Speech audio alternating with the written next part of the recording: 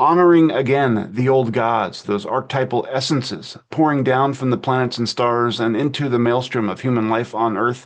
This is Neon Galactic. I'm James Falk. Thanks for joining us. One thread seems to unite all the ancient philosophies now being resurrected by seekers like us, the new initiates, people trying hard to accommodate visionary experience into a modern worldview. The occult, Hermeticism, alchemy, Kabbalah, so on and sundry, all draw deeply upon the notion that this universe is rife with powers and principalities that are embodied by planets and stars, divine agencies who spin human lives like flotsam on the seas of possibility. Astrology is a remnant recollection of wisdom so ancient its origin is lost to history, maybe as old as intelligence itself, a signal we've followed for as long as we've walked upright to trail the Milky Way out of from Africa, and at the end, back to origin. Astrology is a fundamental part of our intellectual identity and perhaps an engine of our ability to self-conceive. Once upon a time, I would have scoffed at the idea, arrested as I was in a materialist mindset that offered no room for remote influence or idealist notions of cosmic intelligence. Those days are long gone. Interest in UFOs and non-human intelligence has cracked me wide open, breaking down old walls and allowing me to finally register just how precisely connected this universe is. From far-flung galactic superclusters and errant interstellar comets to neighboring Alpha Centauri and this sparkling blue water planet hosting life in all its miraculous moods. Because there seems to be a singular sense in all this multiplicity, a cohesion of purpose, evolution writ large.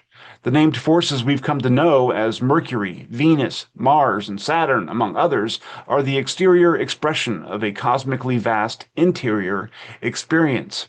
And our lives are in that crucible, shaped by those forces, ground down or lifted up as Saturn, Neptune, and Pluto continue their ancient pilgrimage around the sun. We are in the mind. We are of mind. And all of our miseries and ruminations, joys and passion are merely fractal facets of an endlessly reflective fountain of light and therefore consciousnesses. And so the patterns of this energy exchange, the movement of stars, planets, sun, and moon, carry insight for those with eyes to observe. Our guest today, Dan Waites from World Astrology Report, is one who is paying attention to this astral parade. This is his second visit to Neon Galactic, and we welcome him back. What are the stars telling us, Dan? It's a good question, James. It's a good question, and for people following your channel, World Astrology Report, they get lots of data about what the stars are telling us, and a lot of fantastic posts. So I want to recommend that people go check it out. Not that you need my recommendation; your channel is doing quite well. So, cheers. Thanks, James. Now, one of the things that I wanted to do is we've had you on the show before, and at that point, you sort of gave us a primer on what, how astrology works from your point of view and how you got to where you are as an astrologist. But I wanted to sort of get an update from you. We're a couple months into the year now, and everything seems to be falling to pieces. And so I was hoping to just kind of touch bases with you and see how you read, the forces playing out now on planet Earth and where we're likely headed into the near future.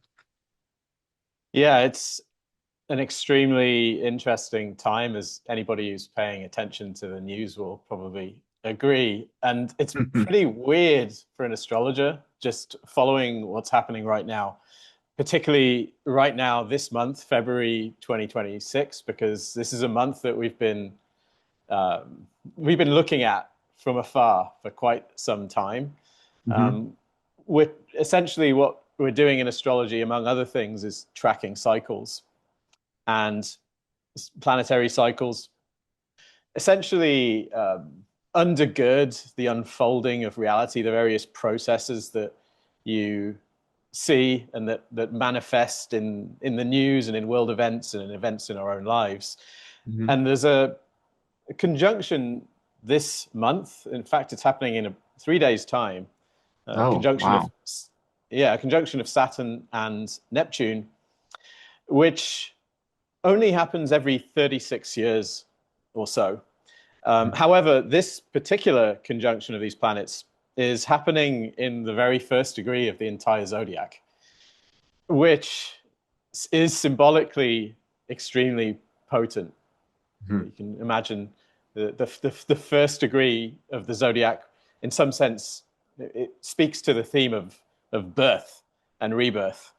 And in general, these conjunctions of Saturn and Neptune, they tend to bring periods where our ideas about how the world is structured essentially dissolved, and new myths and stories that we tell ourselves about how the world works come into their place. Yeah. This is often accompanied by dramatic world events as well. If we look at the last time this happened, last time Saturn met Neptune, it was 1989, and it was the fall of the Berlin Wall. Yeah. Obviously, that was a massive event, but it also set up a period of history. It kind of the Soviet Union fell. We entered this unipolar world order where the United States was the sole superpower. But another aspect of the order that we entered was this idea that we were living in a rules-based international order, that there were these international institutions and law that governed how things worked. And even though everybody knew that the US was the most powerful country and could essentially do what it wanted, there was always some sort of lip service paid to international law, international institutions, and so forth. You think about George Bush invading Iraq, for example. They determined that they were going to do that, but they did put a lot of effort into trying Selling to it. assemble selling it, getting a coalition, sending Colin Powell to the UN, sending in weapons inspectors, all of that kind of thing. And that last cycle had this theme, I think, and you're now seeing a lot of commentators basically saying that world order, that so-called rules-based international order, is finished. You're seeing very senior politicians saying it. Mark Carney just said it at Davos. I think some of the politicians at the Munich Security Conference, which has been going on this week, have been saying the same thing. I think Friedrich Merz, the German leader, said the same thing. It's what everybody is seeing. And if you look at some of the things that have happened, some of the things that President Trump has done, for example, with what recently happened in Venezuela, Unilateral military action. Yeah, absolutely. Right. And so what we're seeing, as an astrologer, you're seeing, okay, we're expecting this conjunction, which is going to initiate some new phase of world history, a new world order, you could say. I've actually been calling it a new world disorder, because just to contrast it with this sort of so-called rules-based international order, we can also see this in the astrology of where these conjunctions take place, which sign do they take place. So the 1989 conjunction took place in Capricorn. Capricorn is this sign of human institutions and things that we've built, the extant structures that govern manifest reality. Among other things, that's what Capricorn is about. And then you get this rules-based international order with these institutions that are supposedly supposed to be kind of governing things. The conjunction we're seeing this week is happening in Aries, the first sign of the zodiac. Aries is this sign that's ruled by Mars, the god of war. Aries is the first sign. It has this sense of acting without kind of concern about these kind of larger structures. It's just about kind of following the will and doing what one wills, what one feels driven to do, based on the intuition and the kind of fire that drives us. There's a certain almost innocence to Aries in that it's not really concerned about justifying itself or about the bigger picture. It just acts, essentially, and that's what we're seeing. So, we're entering this new phase of history. What's it going to look like? Well, it's difficult to say, but you can get a lot of clues by just watching what's happening now. And and there's also another aspect of these Saturn-Neptune conjunctions in particular is a sense of dissolution of the previous way of understanding the world. And, if you think about all this stuff that's coming out with the Epstein files right now, what's being revealed through their release. We're seeing this picture painted. Now, to some, quote unquote conspiracy theorists, what's coming out is nothing new, but to a lot of other people who haven't taken the time to go into some of this stuff, they're seeing their picture of the world melting down a little bit, because we're seeing that there are these other power structures that operate in the background, completely amoral, if not evil. This sense that powerful figures, whether it's in business, politics, civil society, science, are linked by these networks behind the scenes, and that they use these horrific kind of methods of keeping everybody in line. They commit abuses and so forth, and there's this sense of mutually assured destruction. We've all done terrible things, so I'm not going to tell on you, I'm and not you're going going to to say tell on me. anything. Yeah, exactly. And there's Right. people that are from every, like you were saying a minute ago, every walk of life. It's not as if it's contained merely to conservative politicians or, I mean, it's like he had everyone on his island and he was contacting everyone, spread his influence far and wide. So it really does a lot to undermine our conception of the whole sort of elite class of humans, and it's could be deeply unsettling for folks. Absolutely. I think you're right. You're right. It's the one of the things that's eye-opening is the way, as you say, that it kind of transcends partisan political boundaries. There are these power structures that are above I use the word above advisedly. I don't mean that in the sense that they're better, but there are power structures that operate behind the scenes that kind of have their tentacles on both sides, so to Yeah, speak. yeah. Are interested in influencing politicians of all stripes, because they have certain goals that they're trying to achieve, certain things Mhm. that they want to do in finance, in global governance, etc. And they don't really care what a politician presents as. I'm a Platform, liberal, I'm yeah. a conservative. That's all, essentially, and it really does vindicate again what quote unquote conspiracy theorists have been saying, which is that the left right dichotomy is in some sense a bit of a bit Sideshow. of theater, sideshow Yeah, theater. It's yeah. not real. It's show business. And we know that there are people do have political differences. They always have. But what we've kind of seen is the way, I think, that there are other goals that power has, which transcend those sort of superficial differences. There are things that it's trying to do, and it uses extremely ruthless methods to do it.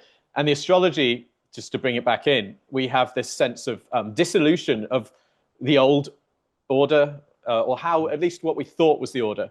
Um, what's coming in its place is not yet clear, and how far this is going to go, again, is not yet clear. But I personally think it's going to go a lot further over the next few years. And we've really just seen a kind of a particular milestone. These conjunctions, and the way astrology works is that there are kind of periods where you can say that two planets are interacting with each other, and Mhm. then they have exact moments where where we can see that they're exactly conjunct, Mhm. which in this case is the 20th of February, where Saturn and Neptune will be conjunct. But they've been in kind of in conversation with each other, let's say, for at least 2 or 3 years now, where they've been quite close together.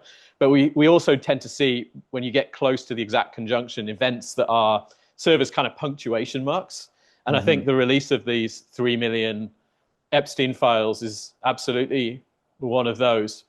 Yeah. And yeah. Can I say also that I mean, I totally agree with what you're saying, but there's also the surrounding circumstances around the release of those files. I mean, everything that's happened along with it is also like undermining that same thing that you're talking about. Like the way the Attorney General has been selective and trying to protect certain people and, hiding certain names of the rich and powerful while releasing the names of victims. It just all goes to sort of serve that same purpose of like the elite shouldn't be trusted. We need to rethink how much we're investing in these folks because they don't necessarily have our best interests at heart, and that's um, powerful medicine. You know.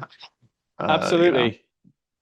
Yeah, I mean, a very famous astrologer, Richard Tarnas, I know you've had on this channel. He Yeah. has written really eloquently about Saturn, Neptune, as essentially a mood of disillusion there's a certain sadness about it. It's like, oh my God, is this the world that we live in?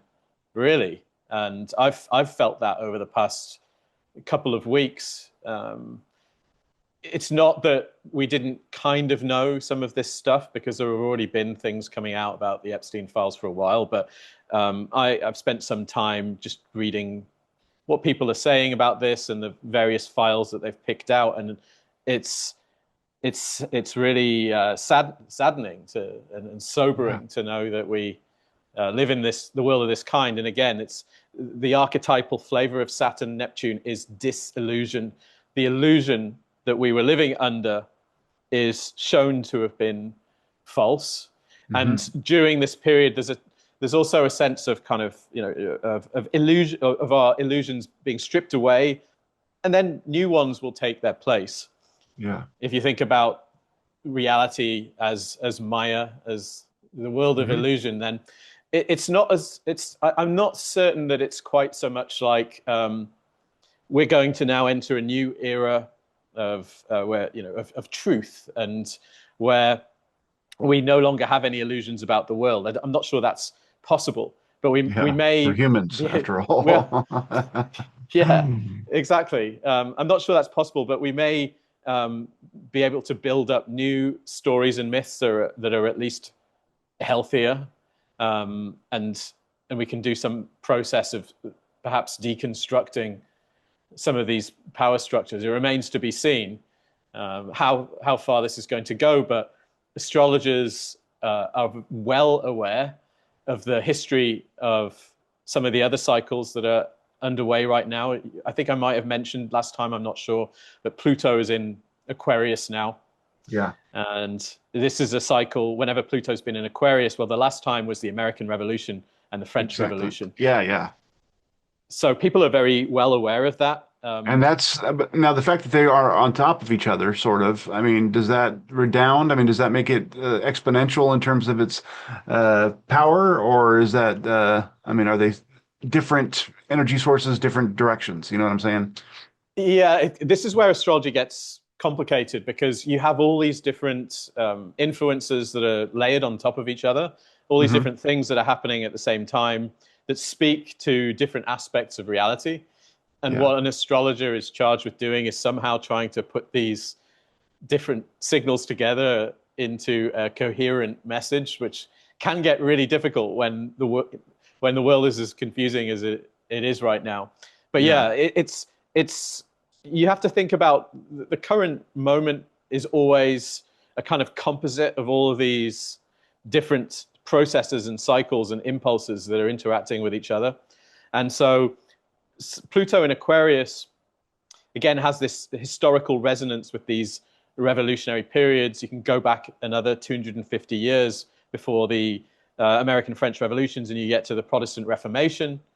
You get, Henry VIII, his act of supremacy and all of that. And there's an astrologer named Rosie Finn who has done a lot of research on these Pluto in Aquarius transits, going back very far into history, going back thousands of years. And what she's seen is that when Pluto is doing what it's doing now, it's actually its declination, it's in the south declination. It's a bit of a technical thing, but when it's kind of gone into Aquarius in its south declination, it's tended to see the rebellions and people rising up to try to overthrow power structures. And so you can imagine that this Saturn-Neptune aspect is kind of like, it's bringing us a part of that story. We've seen some illusions stripped away, and that is then feeding into the Plutonian impulse, which is also one of revelation from below, revelation of the unseemly aspects of reality, which then cause eruptions in the public sphere. And so there is also that. I've been thinking a lot about this lately, and I hope that there is a sense of some kind of revolution over the next few years that does clear away these clearly evil power structures. But it's not quite as simple as that, I think. If you look back, for example, at the French Revolution, lots of blood, lots of. I mean, Well, there's that which is, extremely troubling. A lot of blood. We had the terror, but also, it depends on how you interpret the French Revolution as well, because I think a lot of people have the idea of it being a sort of uprising of the commoners, but there's another perspective on it, which is really it was a bourgeois-driven uprising. The rising class of that time was with the bourgeois traders, merchants, and so Merchant forth. class, yeah. The merchant class who were considered part of the commoners, the estate of the commoners in the French state, versus the clergy and the nobility, who had higher status in French society. The merchants, even though many of them were richer than the aristocrats, were considered commoners, and of course they didn't like that. They played a very important driving role in the French Revolution. It's not as simple as as the commoners rising up. There were always forces leading these things.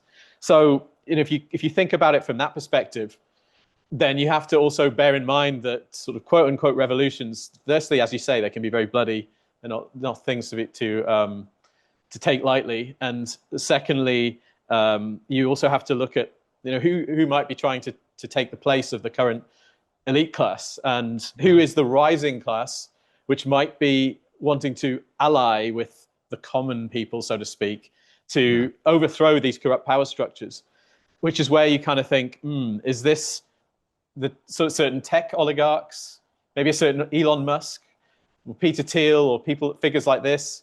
Yeah. Are they kind of angling to kind of clear out this old structure and replace them with themselves? And so it's interesting. Astrology can kind of reveal these interesting kind of historical comparisons, which become very relevant and can inform your understanding of the current time. So I'm a bit almost troubled by this, to be honest, James. I'm trying to, because I want to believe in the best possible outcome for we the people, and I hope we do get that. But reality is messy. It is, and I mean, I think that self-rule is, a democracy in the larger sense, not capitalistic Western democracy as it's come to be known, but people choosing their own leadership, I think is huge. And when you enter the chaos of a revolution and, people are fighting and killing each other, there's no way to be sure where you're ultimately going to end up. And it's really troubling to me that you mentioned, the astrology of all this, because I can see and sense the divide growing in this country, the violence that shows up through like the ICE enforcement and the people on the streets of Minneapolis who are rightfully, I think, indignant about the way that they've been treated and the violence that's shown up. I mean, on Reddit, there's like left-wing groups that are now gun clubs because they want to make sure that they can protect themselves against both right-wing, groups who have the same kinds of interests in guns, but then also against a potentially authoritarian government. Like what would have seemed absolutely absurd that there could be a civil war in America, 5 years ago, 10 years ago, is now not that crazy of an idea, and it's scary to know that we're actually on a historical cosmic track energetically that can back that up. So we have to be very, I think, conscious moving forward of the energies that are at play and try to, I mean, even if we are ultimately forced into conflict, that we do it intelligently as much as possible. I mean, it's just it reminds me how small, we all are and against the tides of history and all of this. It's like we're getting strung along, and what can we do as individuals to fight off things that are this huge? It's scary. Yeah, yeah, I agree. And I think something that would probably a lot of us might be reckoning with is that we're all kind of expected to pay attention to everything that's going on in the world, which is a really odd and unusual thing in history. People usually just were concerned with the people around them, maybe their family, maybe their the town that they lived in, and then later on maybe their nation and so forth. But now we've got this technology that forces us to be conscious of everything and demands our attention. And what about this? And what about this? And but isn't this important? But isn't that important? And we also, I think, are faced with this feeling of like, oh, what can I do about this? And I think one of the things we have to realize is we're not individually responsible for the whole picture, and Yeah. to do what we can do as individuals to keep ourselves right, maybe to contribute in the small way that we can, but without taking the burden of the whole situation on our shoulders, because we can't shoulder it.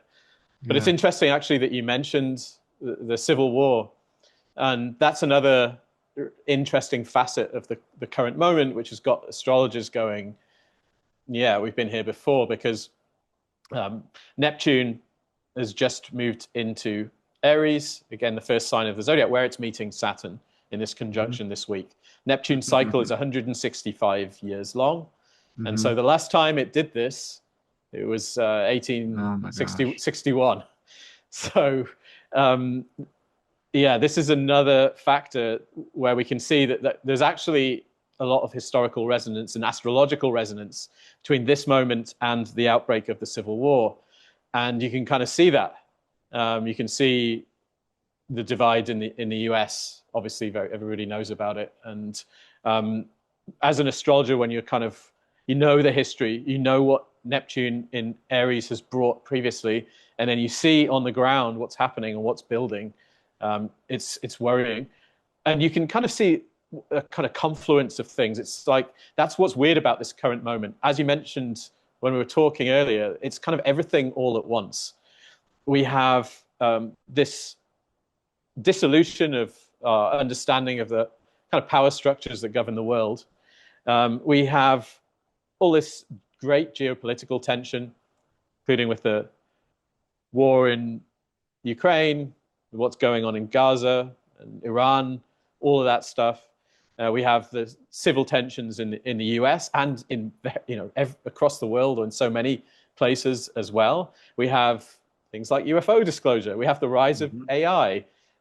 Even if you didn't do any astrology, you don't need astrology to see that we've got a confluence of really transformative factors at the moment, and it's Yeah, and that's wild. not even talking about global warming. I mean, which our planet is having fits environmentally that we're all kind of riding along, which are starting to accelerate. I mean, every aspect of human existence right now is on quicksand. It's all shaky foundations, and yeah, it's a daunting time. And for myself, I've found that turning back on these sort of esoteric subjects, like I mentioned in the beginning, and sort of trying to explore the wisdom of the ancients, but then also doing so with a mind for what science has taught us over the past 2,000 years.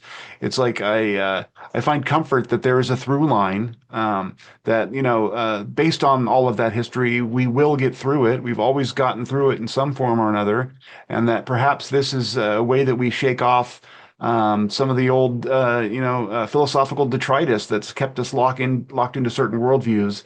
And so part of what I hope to do is to work on influencing the coming change by being an advocate for positivity in that space and trying to open people's minds. But yeah, again, like you were saying before, it's like none of us are entirely responsible. We all just have to kind of be as good as we can in our own space and make as positive a contribution as we can make, knowing that the world is going to do what the world's going to do too, Right. Mm. Yeah, I mean, I wandered into a secondhand bookshop the other day, a week or two ago, just as I was getting the sense that it's almost like there's some sort of spiritual battle underway right now. Hmm. And I wandered into this shop and I was looking for the spirituality astrology section. Went up 2 floors to the top of this old building, and right in front of me on the bookshelf, kind of in its own place, separated from all the other books, was the Bhagavad Gita. And I took that as a sign. I'm like, I'm Yeah, supposed to buy this book because I'd never read the Bhagavad Gita. And yeah, so I bought it and I read it this week. And, as an astrologer or somebody who's used to kind of reading signs, you kind of get used to synchronicities, and when you think you've been led to some sort of message that you're supposed to take in. And so that was absolutely what happened there. And I thought I need to read the book, and I read the book, and one of the striking things that Krishna tells Arjuna is the need in this great battle that they're participating in for him to do his duty and to not worry about so much about, well, my family members are on the other side and all these kind of things that he's upset about. He says, your part is just to do your part in this battle. And that's what I have in mind over this period. Just don't get overwhelmed with the sense that it's all on your shoulders, because it isn't. Just figure out what is yours to do and do that. Yeah. I too have had a sense of the spiritual battle thing and I keep coming back to the Gnostic idea of there being this sort of artificial spirituality, artificial, fake spirituality, fake beingness almost, and being on one side, and then sort of the earnest message, which are represented by all the esoteric traditions of almost all the faiths. All the faiths have sort of the public message that they give out to the sort of, normal followers, but then they also have a mystical side that's based on transcendental experience of early practitioners that is much more coded, but is often has to do with planetary energies, believe it or not, and astrology. I mean, all the way back through history, all the faiths had astrological predilections, which was shocking to me to discover. But as we see the rise of I can't help but read it like, is that the sort of antichrist energy that has been predicted? Because it is not alive. It is something that is going to be eminently practical, eminently brilliant, but has no sense of empathy besides what we program into it. It's not going to have any human connection because it can't possibly have any human connection. So, I mean, we're at this forking of the path where we choose, which directions we're going to want to go.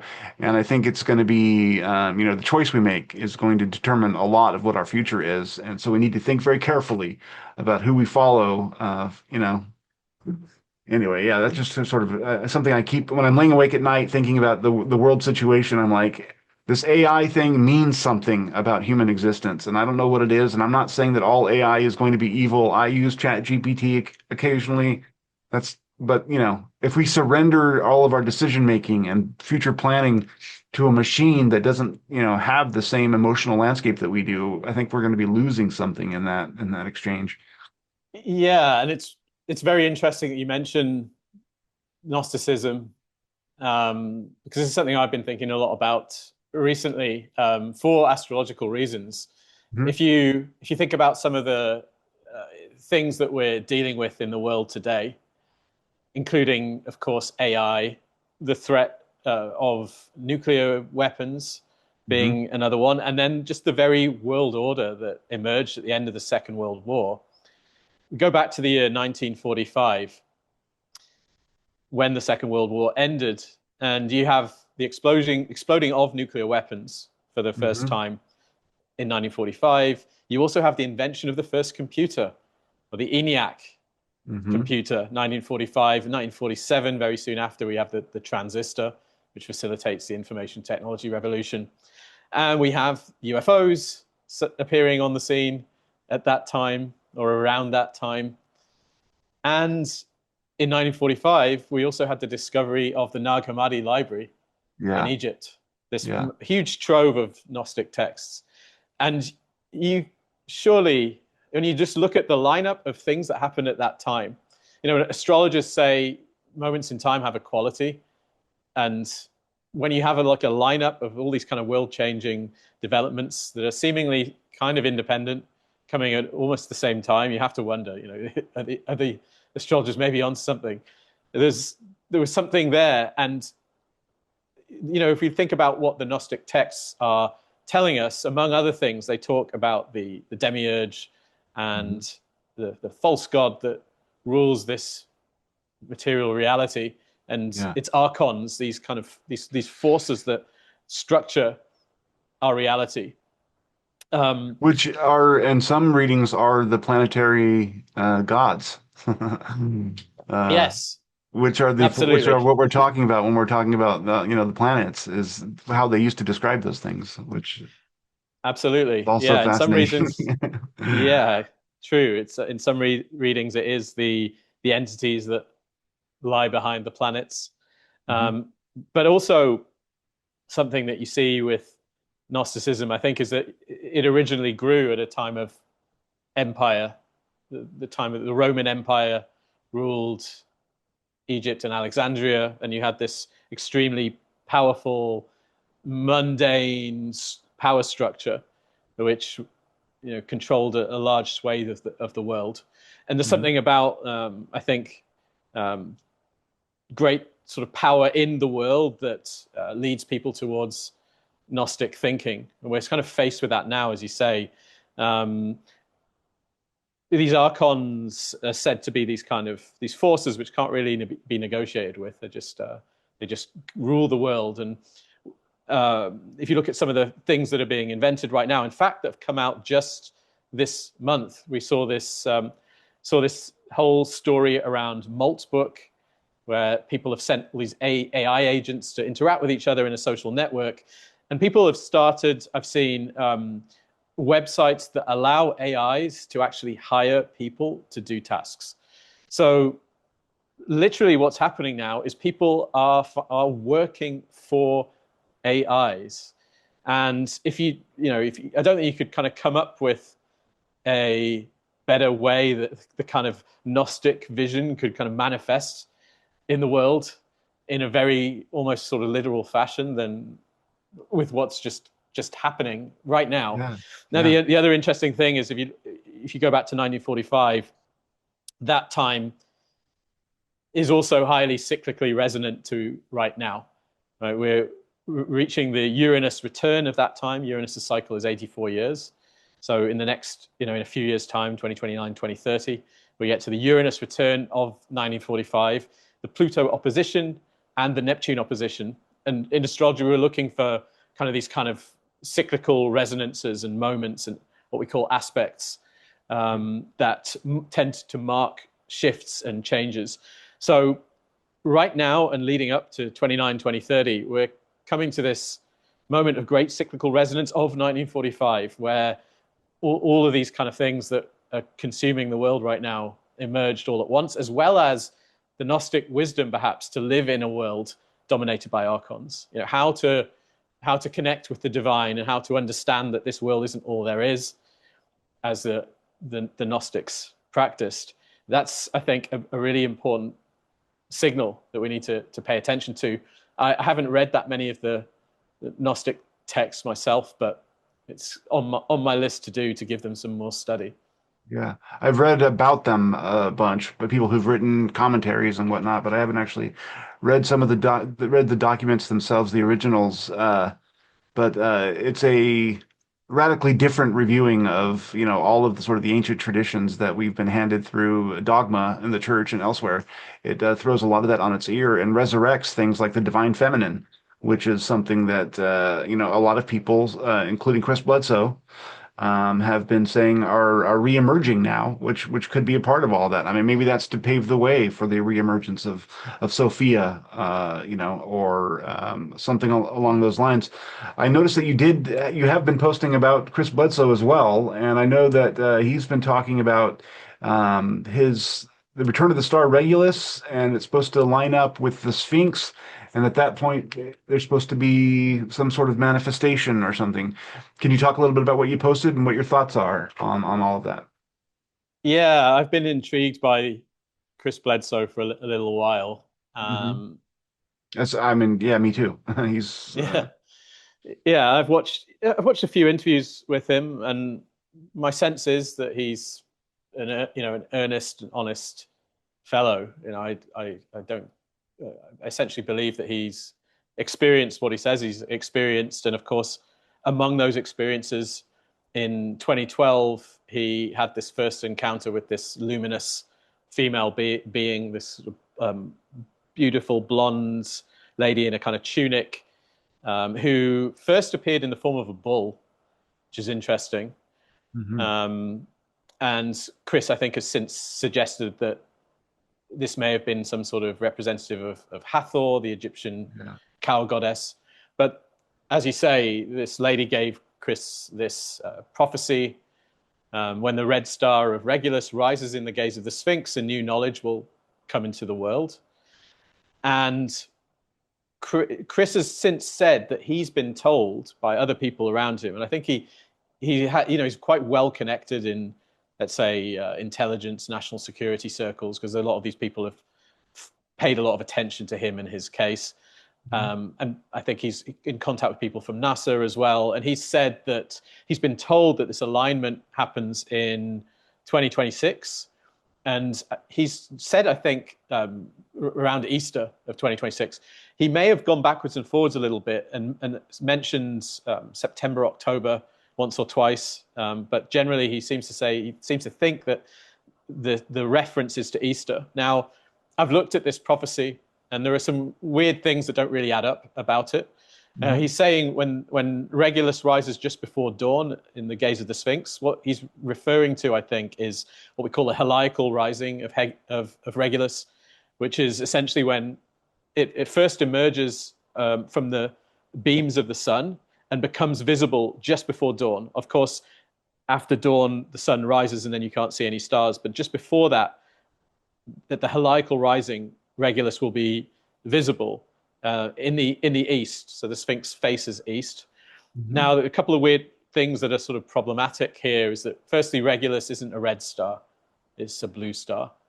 And secondly, the heliacal rise of Regulus comes in early September, not Easter.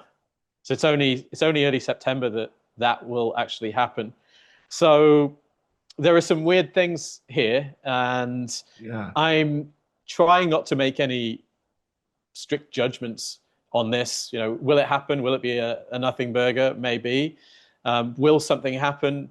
Possibly. I have some astrological reasons for thinking that it's possible that we might see some interesting things this year. One of them is the history of these Saturn-Neptune conjunctions, which we've already been talking about. So we have one of them this year. It's going exact in 3 days, but it will still be in effect, let's say, through 2026, because the two planets will still be close enough that we consider them in conjunction. And if you look back at the history of these conjunctions, there was one in 1917, which was the year of the Fatima miracle and the miracle of the sun, which is this story that I imagine quite a lot of your viewers will be aware of, where these shepherd children in Fatima, Portugal, had this series of meetings with a Marian apparition. So it was quite a similar apparition to what Chris Bledsoe has described. A luminous female figure who never actually self-identified as the Virgin Mary, but people around the children said, "Oh, that was the Virgin Mary," and that's how it's gone down. You know, it's a Catholic miracle, but they saw this series of apparitions, and then at the culmination of this series of events in October of 1917, there was this essentially a big gathering of people, because the being had told the children, "I will show you something to prove that this is all real."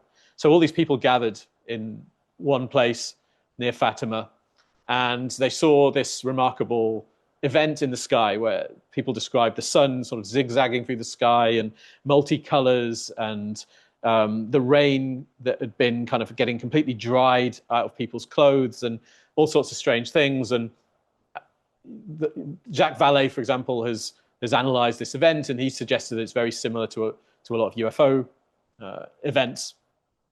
So we have this thing that came at one of these previous conjunctions. There's something also about these Saturn-Neptune conjunctions that suggests a kind of thinning of the veil, because for astrologers, Saturn is the planet that represents concrete reality, and Neptune is the ideal, or the ephemeral, the imaginal.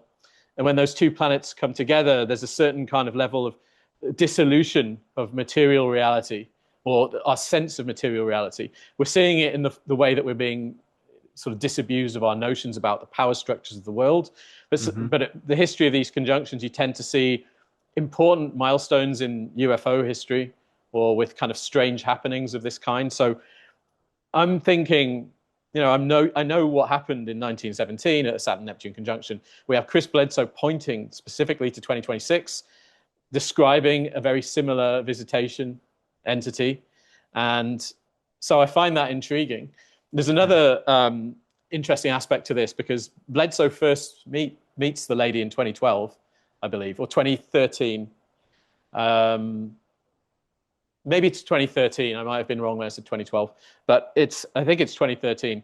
Now, one interesting thing that I found looking at what the star Regulus has done is, I'm not sure if all of your viewers will be aware, but there are actually more than one zodiacs used by astrologers. There's the tropical zodiac, which is aligned with the seasons, the equinoxes and solstices, and there's the sidereal zodiac, which is aligned with the actual constellations, even though it's still an idealized zodiac. Now, due to this phenomenon called the precession of the equinoxes, the two zodiacs are gradually moving apart away from each other. This is Hamlet's Mill, if you know that book. That book, yeah. And so what this means is that the actual stars in the sky, including Regulus, gradually shift through the tropical zodiac over time, and they'll spend about 2,150 years in each of the zodiac signs before they move to a new sign. Now, what's interesting is that at the end of 2012, Regulus moved from the sign of Leo, right? This is the sun sign, the sign of kingship, into the sign of Virgo, which is the only sign of the zodiac to depict a woman, a maiden. And I find that very interesting, because this transition happens at the end of 2012, right at the time that he has this famous encounter with this sort of divine feminine goddess-like figure who gives him this prediction. I don't really know what to make of some of this stuff. There's astrology that I'm doing where you're on much more comfortable ground when you're kind of talking about more mundane developments, and you can kind of be a bit more concrete about what you think it means. I don't really know what it means. I've looked at all of these different signals, seen them lining up. It makes me think that it's at least possible that perhaps Bledsoe may end up being correct. And what he's actually predicted is, or at least the lady told him, is that a new knowledge will come into the world. And looking at what's happening right now, with what's coming out now about the Epstein files and stuff, would you bet against that? I'm not sure I would. A new knowledge. I mean, we've also got all these stories about how perhaps President Trump has a speech lined up. And around Easter. Right. Which right. is Has it been moved to Easter? So I heard that it was July that he was originally supposed to be doing it. Maybe that's right. Maybe I heard, I'm misremembering. But okay, so July. But yeah, I have mixed feelings about a Donald Trump disclosure. Even if it happened, I'm conflicted, because I think people would immediately dismiss it based on his track record. But yeah, who knows? Well, any truth is welcome, I guess. But if it's going to be something where, like, is he doing this because he wants to distract the people from the Epstein files? So let's just throw up a bunch of chaff. Aliens are real. Whatever else he can possibly come up with that would be really dramatic and distracting. Half the country is going to be like, bullshit. Right. Well, I think there's definitely some truth in that. A lot of people won't believe it, but I still kind of wonder if people are skeptical about government disclosure, and rightly so, because this is perhaps not a phenomenon that's the government's responsibility to tell us what it means. It's kind of it's much more deeper and more profound than that, with big spiritual implications, and so that's not something that you need your government to say this is what it is. And I totally agree and see that perspective, but I also do think that it can open the door. It can.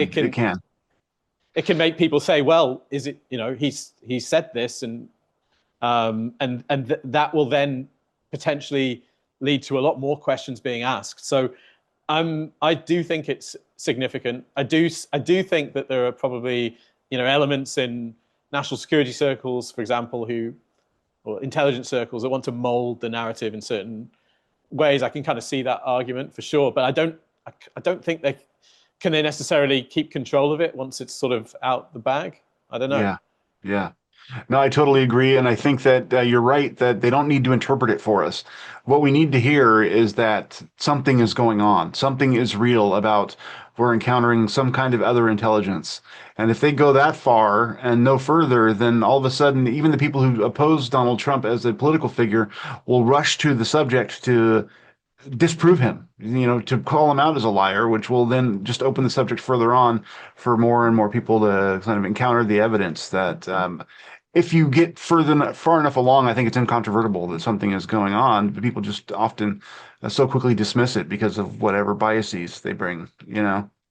Well, yeah, Um, and if you're kind of worried about, well, half the country's gonna say, well, we don't believe you if Donald Trump says it, but Barack Obama's just said it as well in an interview. He just yeah, is all and over the then place. That yeah, he and was then he he was in an backtracked it, which was so frustrating. Um, right. Right, it was weird. Yeah, there was this interview, and this guy asks him, "Are aliens real?" And he said, "Yes, they're real." And then he offered some explanation about, I think the unit, but they're not here or something like that, No, he or he said hasn't that seen them. yeah, I haven't seen them and they're not at Area 51 and the underground bases because I don't think underground bases are real unless that's a huge conspiracy kept even from presidents. Ah, right. Yes, you're right. And Yeah, then, as you say, he's walked it back now, which is kind of odd. But if Trump does say that, then you do have obviously a Democrat president also saying the same thing this year. yeah. So I don't know. Like, is Chris going to end up being on the money? I think if you also look at some of the stuff that's happening with Egypt as well, these kind of these synthetic aperture radar scans of the area beneath the pyramids, which I know some people are skeptical about, but that also looks to me like it offers the potential for new knowledge to come into the world. There are very long-standing rumors and stories, and the statements of Edgar Casey also testify to this, that there are Which is structures under the interesting. pyramids. Yeah, and interesting to me that you talked about Nag Hammadi, and that was basically new knowledge getting released into the world. It's very much the same, and if it's following the astronomical energetic cycles, that would line up perfectly between 1945, like you were saying, and the current day, and it matches. So there's some heavy pointers saying that in this area, maybe something is going to be popping up. That's Yeah, exciting. it is. It is. There are the astrological weather this year really does point to new knowledge coming into the world. So Mhm. this is, as you say, the cyclical resonances with Nag Hammadi and various other factors. They are lining up. And there are also other cycles that speak to UFO disclosure and so forth. Um, Something else that I've noted is that there is a eclipse happening in August in the sign of Leo, Mhm. and that eclipse is hitting important points in the charts of quite a number of spiritual teachers of the 20th century and 19th and 20th. Rudolf Steiner, Helena Blavatsky, Edgar Casey, all these kind of figures who were, I think, in different ways, partly responsible for the sort of emergence of modern spirituality and New Age thinking and all that kind of thing. Mhm. And they all talked about Atlantis, among other things. And Mhm. that then connects to Egypt. We've got Bledsoe talking about the Sphinx and so forth. There's this kind Yeah. of, there's all these strange factors coming in. And what it all means, I don't know, but I would not necessarily bet against Bledsoe there. Yeah. No, I wouldn't either. I mean, and even if you are totally cynical and you want to think that he's, part of some intelligence effort to move along disclosure or anything else, like you said, he is in close with a lot of intelligence types. Jim Semivan, for instance, is a family friend. I mean, so the idea that he may know things not only from his own personal experiences, but from things he's hearing on the grapevine about certain dates coming forward. there's just a lot of smoke there for there to be no fire. Um, so I hope so. I think it would do my channel some good. Yes. No, I agree. I mean, the astrological cycles are lining up to tell us that new knowledge is coming into the world, but we're also in a time of great upheaval as well. Exactly. And things are feeling a little bit biblical right now. I don't know about you, but I'd almost use that word. Yeah. Well, I mean, I think I totally feel that, and it's like we're all of these things are happening. We're at the confluence of, like you were pointing out, all these different threads. And then we're also living at a time where information is just at our fingertips constantly. And it's like, how are people not going to be overwhelmed? We're already overwhelmed, just like we were saying before, with following the news of all of this stuff. But then if some really heavy ontological stuff gets thrown into the mix on top of that, what happens to society? I mean, it's like it's not as if it's just one thing, but we're talking about undermining government, economics, religion, science, every aspect of human, beingness of the 21st century has a fracture in its structure at this point. So give it enough of a shake. And I mean, that's not to say the end result won't be good. Earlier, you were talking about how after the Cold War, the last time we had this Neptune cycle that you were talking about, um, it started off with, the unipolar government or the unipolar status of the United States being the only superpower, and it was a change from the Cold War, and that seemed like a positive development at the time. But then over time, it turned out that that was actually problematic, and it led to the moment that we're in now. So over the course of that cycle, what was positive turned to negative. So can we look forward to that flip? I mean, it's like what seems negative now, does that over the course of the cycle flip so that the positive side of it arises near the end of it? I mean, that's only what we can hope for, right? I mean, is that, I mean, Yeah, I mean that's one way of seeing it. I think um, I don't know how it's all going to shake out. To be honest, yeah, I I don't think anybody predict at this point. can predict it. You know, even if you've got astrology as a tool, I'd be um, a little bit skeptical about anybody, astrologers included, who tell you that they know what's going to happen. And too Yeah, much, I don't know where they get their certainty from, because we can't hold all this in yeah, our in mind. And I don't know if anybody has a monopoly on the truth. It's all too complex. But yeah, it's possible. I mean, there are certain aspects of the astrology of this year that are very positive looking, and we shouldn't lose sight of that. There's a very famous astrologer who's now deceased named Andre Barbeau, who made some extremely positive statements about the astrology of this year. He successfully predicted the pandemic of 2020 many years in advance. So that's one of the reasons why people respect him and what he says. And he yeah, thought that 2026 was extremely promising because there's an outer planet configuration at the moment with the three outer planets. I know most people don't consider Pluto a planet anymore, but Uranus, Neptune, and Pluto are in this kind of arrangement, which is very harmonious, let's say. And Barbeau looked at this and he thought that what it showed was a kind of a new world civilization emerging, and that it would be extremely positive, that it would be lifting up the less fortunate people of the world. And he wrote this quite a number of years ago, but it was based on the kind of harmoniousness of some of this astrology, which is going to, I think, perhaps feel more clear in the middle of this year, where the first few months of this year look much rougher than the sort of the middle to late, some of the middle months. July, I think, is potentially there's going to be things coming around that time, July, August maybe, that provide a lot of grounds for much more positivity as well. And we have to bear that in mind, that that it's, I think the world is forged through the interplay of opposing forces. The Hmm. darkness doesn't get everything its own way.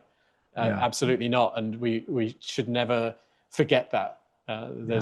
There are people and forces working for the benefit of us as well. So it is easy to at times like these to get to focus a bit more on the negative, but I'm not, I'm not pessimistic, really. I'm generally optimistic that we are where we need to be, Yeah. and we're here for a reason. We're going to do a lot of growing and learning in the next few years, and Yeah. hopefully we will emerge in a much better place. I'm not.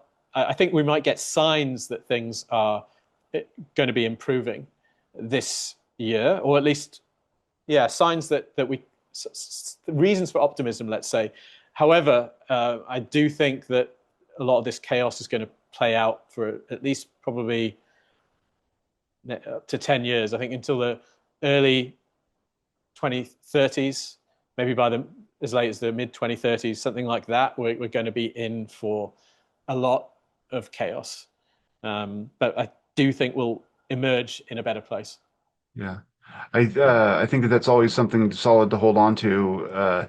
Humans, I mean, for as much as we cling on to the world order that we currently know, there is a lot wrong with it. And so maybe, the fracturing of that world order will lead us to somewhere a lot better, but there's going to be pain in that transition, and that's just something that comes with growth, right? I mean, we heal back stronger, and so that could be where we're headed. Right. Thank you, Dan. Oh, go Yeah. ahead. Do you have something you want to I add? was just going to say. I was just going to say. If you've put some time into soaking up what's in the Epstein files, you'll know that this is not a world order that deserves to abide, and it's a very good thing that it's being exposed and hopefully dissolved. So Yeah. Yeah. And hopefully we can create a world where that kind of unaccountability no longer exists, especially just because of wealth, you know? Yeah. right. All right, Dan, I appreciate you, man. This was fantastic. You have such a grasp on all of this stuff, and you really have a knowledge of current world politics and events, and are able to contextualize it all so well. So I am deeply appreciative of having you coming on the show. Thanks for having me again, James. It's always a pleasure.